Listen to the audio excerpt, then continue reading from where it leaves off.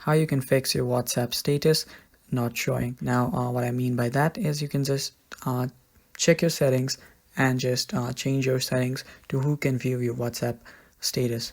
Now before we start, if you're new to our channel, just go down below, hit the subscribe button so you don't miss out on upcoming videos. Now let's start.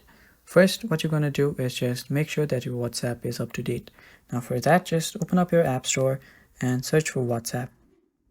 And after you search for WhatsApp, just open it up and there you can see my updates is available. So I'm just going to update it. Now, after you've completed your update, just open up your WhatsApp. Now, after you open your WhatsApp, go to your settings on the bottom right. Now, after that, scroll down till you find the privacy option. Tap on privacy and there you will see the status option. Just tap on status option and just you can select who can see your status. Now you can choose between your contacts and you can choose between whom to share your even among your contacts or whom to only share your status with among your contacts. So there are 3 settings right there.